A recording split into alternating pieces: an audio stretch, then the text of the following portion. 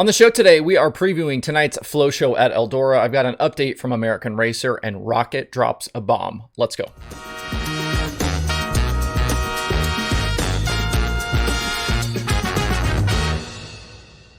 Today is Tuesday, April 26, 2022. Welcome into Dirt Tracker Daily. I'm Justin Fiedler. Come on, you knew I was going to wear the Rocket hat today. I mean, come on. We'll get to that in a second.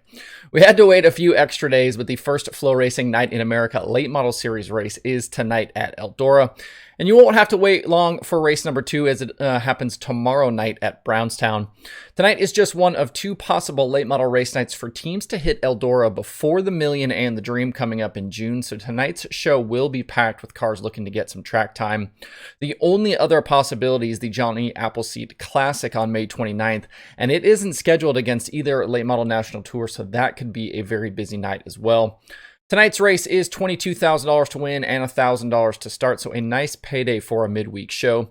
This is the season opener for the Flow Series, so the championship is obviously wide open. And as a reset, the 12-race series will pay $75,000 to the champion if they have perfect attendance. If someone wins the title and doesn't have perfect attendance, they'll get $30,000. The point fund pays all the way down to 10th place, and a driver's 10 best finishes will count at the end of the season in the standings. Jonathan Davenport topped Kyle Larson 1 year ago for the inaugural championship. Tonight's card at Eldora also includes modifieds and stock cars, with the pit gate opening at noon Eastern, grandstands at 4, and hot laps at 6. And as you probably guessed, the racing will be shown live on Flow. Now back to that packed field of drivers. In a post at FloRacing.com yesterday, the initial pre-entry list is north of 50 cars, and it could swell even more than that tonight. The list includes Tyler Erb, Josh Richards, Brandon Sheppard, the Scott brothers, Brian Shirley, Kyle Larson, Ricky Weiss, Shannon Babb, Ricky Thornton Jr., Daryl Lanigan, Bobby Pierce, Kyle Bronson, Jonathan Davenport, Ashton Winger, Max Blair, Mike Marlar, and a whole lot more. We will also see the debut of Tyler Courtney in a super late model as he prepares to run the Million in June with car owner and NASCAR crew chief Jeremy Bullins. If you want to hear more about that, go find my recent Conversations episode with Bullins from a few weeks ago. A couple of drivers who aren't on the pre-entry list include Brandon Overton and Devin Moran. With all the success that Overton had at Eldora last year, I'm a bit surprised he isn't pre-enter, but that doesn't mean he won't be there. We'll just have to wait and see if that Wells team pulls in tonight. It also isn't on their schedule on the website. I believe that Moran had this race on his schedule originally, but it seems as though things have changed. He's also removed the Bristol shows from his schedule and will instead be at Tri-City and Macon this weekend with Lucas. We'll talk about more about that in a bit. But at Eldora tonight, there will be no shortage of storylines, including that nice payday, guys getting seat time, Sunshine making his debut, and whether Kyle Larson and Kevin Rumley can get things ironed out and jump up and maybe win a late model show this season. Should be a fun night, and we'll talk about the results on tomorrow's show, plus preview Brownstown. If you don't have a Flow subscription and would like to get one to watch tonight, click the link below in the video description or click one of the Flow links at dirttracker.com. That's an easy way to support what I'm doing at no extra cost to you. I have a quick tire situation update for you today about American Racer. In a post to OutsideGroove.com from a few days ago, the tire manufacturer said they were set to resume tire production after receiving a fresh shipment of nylon. They had previously shut down making a sizable portion of their dirt tires because of a worldwide nylon shortage. They did expect to be back at full production for their racing tires, though. It's unclear how this will affect racing over the next few weeks as tires begin shipping again to distributors around the country. We do know that several Northeast tracks had already made tire rules changes in response to the American Racer shutdown. We also know that supply continues to be an issue for Hoosier, although their problems seem to be more about labor issues and not so much about raw material supply. I could be mistaken there, but everything I've read kind of points in that labor direction.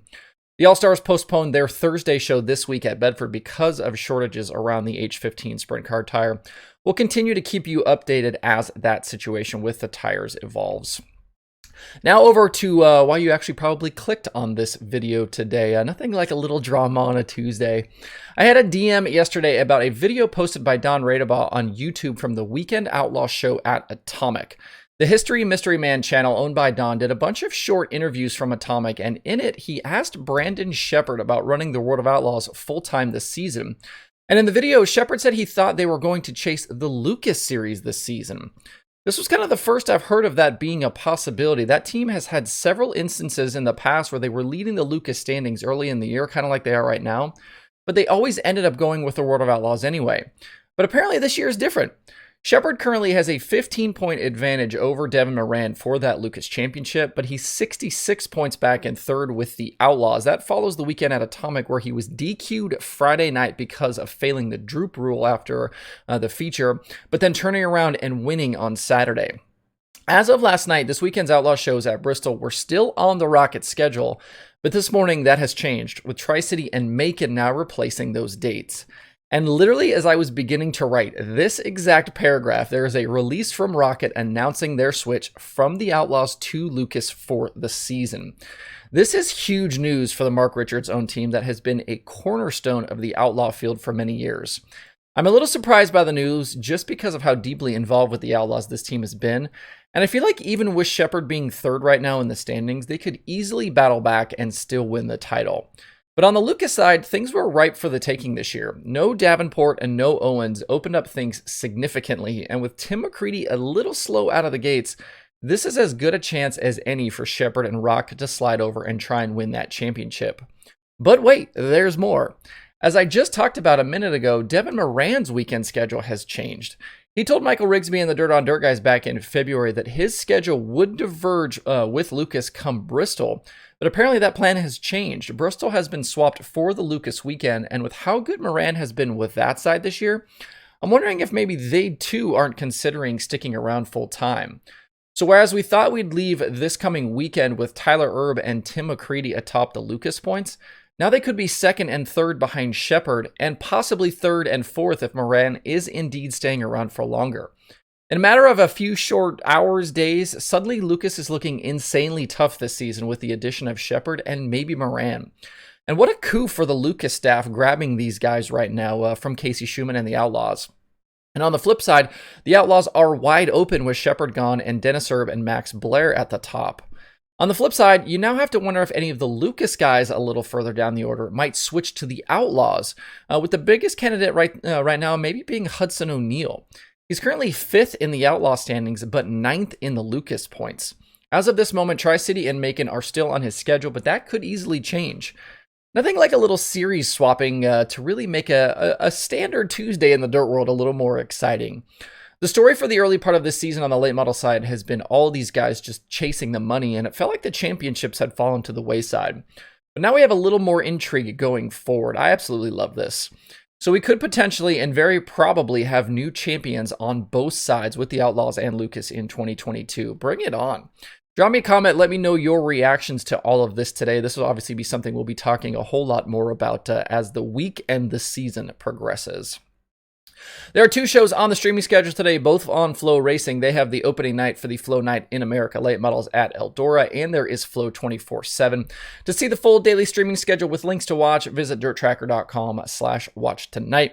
That's it for the show today. Have a good Tuesday. If you have thoughts about the topics on today's show, please leave them in the comments below or tweet at me. Thanks everybody for tuning in. We'll see you tomorrow for more Dirt Tracker Daily.